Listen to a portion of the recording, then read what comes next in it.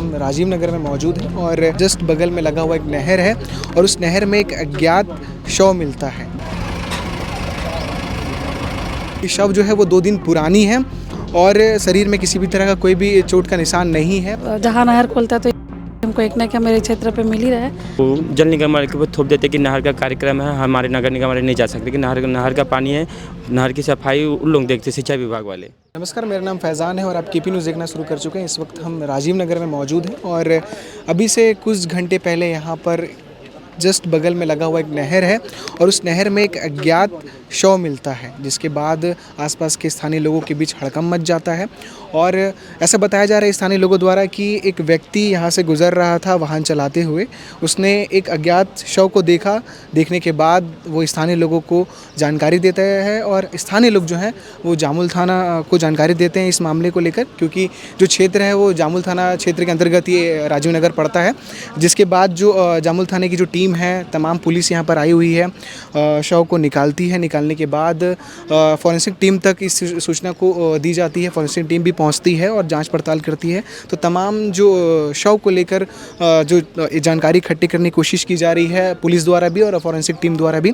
ऐसा बताया जा रहा है, फॉरेंसिक टीम ने ये जानकारी दी है कि शव जो है वो 2 दिन पुरानी है और शरीर में किसी भी तरह का कोई भी चोट का निशान नहीं है और जो उम्र है शव का वो लगभग 35 वर्ष बताया जा रहा है।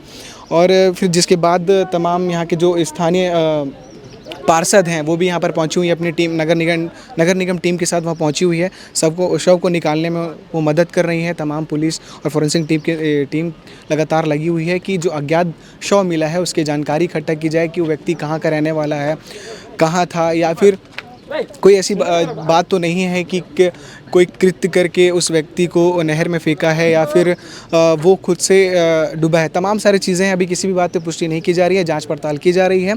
इस पूरी घटना को लेकर कि क्या कुछ जानकारी है, हम स्थानीय लोगों से भी बातचीत करने की कोशिश करेंगे और जो यहाँ के स्थानीय पार्षद हैं हम उनसे भी जानकारी लेते हैं कि उनको इस बारे में, इस मामले को लेकर क्या कुछ जानकारी है, कब तक उन्हें पता चला। हमारे साथ स्थानीय पार्षद विनय चंद्राकर जी हैं, इनसे जानते हैं जो शव मिली, अज्ञात शव मिली, इसकी जानकारी आपको कैसे पता चली और तमाम जो पुलिस की टीम यहाँ पर आई हुई है और फॉरेंसिक टीम भी आई है, आपसे क्या बातचीत हुई है, क्या जानकारी आप तक पहुँची?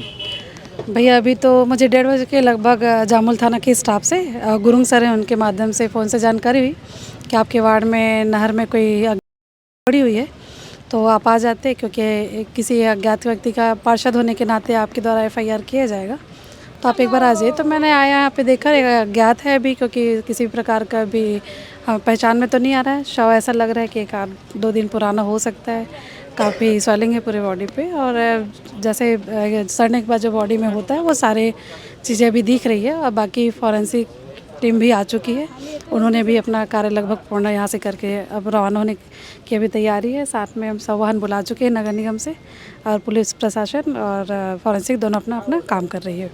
आगे आप लोग की तरफ से और क्या किया जा सकता है इस चीज़ को लेकर, क्योंकि अज्ञात है और आप बता रहे हैं 2 दिन पुराना शव है, तो और नहर को लेकर भी ऐसी बातें की जाती हैं कि इस तरह के मौसम में कोई ना कोई यहाँ पर मिलती है। हर साल ये हमारे यहाँ ये तो बेहद दुखद है हमारे लिए कि ये जब नहर खुलता है तब हर साल, मैं 3 साल तो मुझे ही हो गया देखते, 3 साल में मैंने 3-4 लोग को, जहाँ नहर खुलता है तो हमको एक ना क्या मेरे क्षेत्र पे मिल ही रहा है। और पहले भी मेरा प्रयास रहा है, पहले भी माननीय भूपेश बघेल जी को भी कांग्रेस गवर्नमेंट में मैंने एक लेटर पत्र अपने पार्षद इसे भेजा था कि यहाँ पे पूरा एक कम से कम जाली लगा दिया जाए, कम से कम वार्डवासी इसमें से सुरक्षित रहे, क्योंकि पिछले साल एक छोटी सी नन्ही सी 4 साल की बच्ची भी हमारी यहीं की रहवासी थी, वो बच्ची भी गिर के इसी में हुआ था।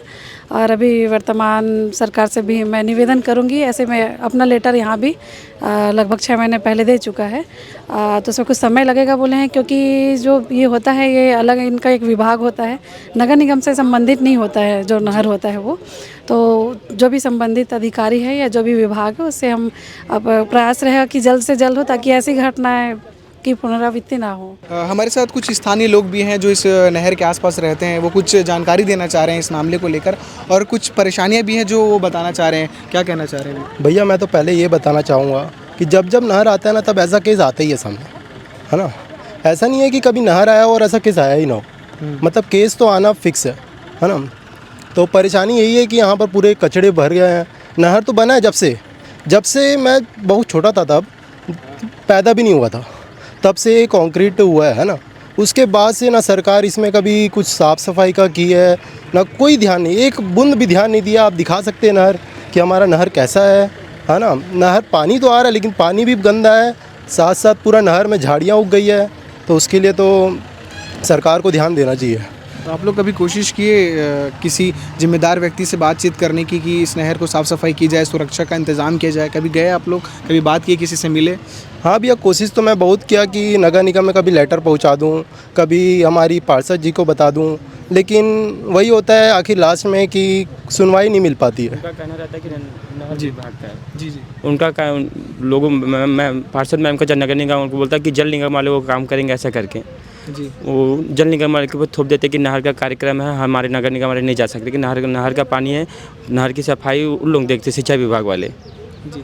इस नहर के पानी का इस्तेमाल भी स्थानीय लोग करते ही होंगे। हाँ, ये सब सिंचाई के लिए भी यहाँ से जाता है, पूरा गांव की खेती बाड़ी के लिए पानी जाता है वहाँ से। और आजू बाजू जो भी है इस सिंचाई इस पानी से बहुत लोगों को फ़ायदा भी होता है।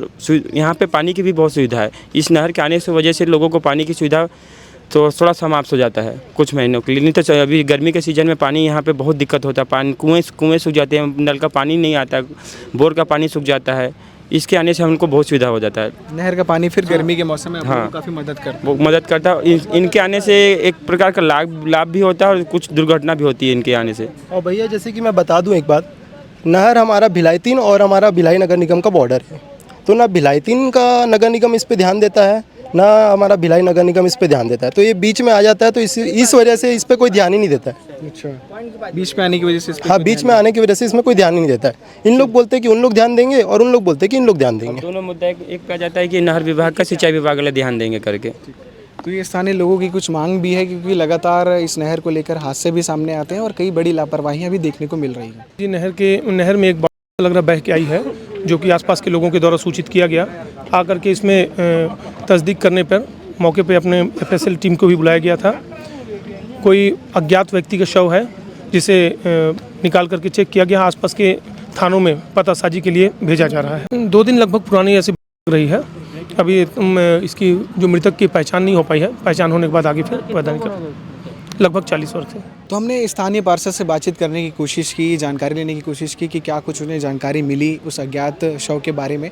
तो उन्होंने जो भी कुछ जानकारी दी वो आपने सुना होगा। ऐसा बताया जा रहा है, स्थानीय लोगों ने भी इस बात को बताया है कि जब भी इस डैम का पानी खुलता है साल में 2 बार, कोई न कोई अज्ञात शव यहाँ पर मिलता है, देखने को मिलता है। जिसे लेकर जो यहाँ के जो स्थानीय पार्षद हैं उन्होंने भी कहा है कि इस चीज़ को लेकर हम सरकार तक बातें रखेंगे कि जो भी घटना हो रही है, जिस वजह से भी हो रही है, उस पर थोड़ा सा लगाम आए, वो रुके। तो जो अज्ञात शव मिला है उसको लेकर तमाम जो जानकारी इकट्ठा करने की कोशिश की जा रही है पुलिस टीम द्वारा। जो भी जानकारी निकल के आई है हम लगातार आपको अपडेट करते रहेंगे। अपडेट रहने के लिए केपी न्यूज़ को फॉलो कर लीजिए और यूट्यूब में सब्सक्राइब कर लीजिए। शुक्रिया।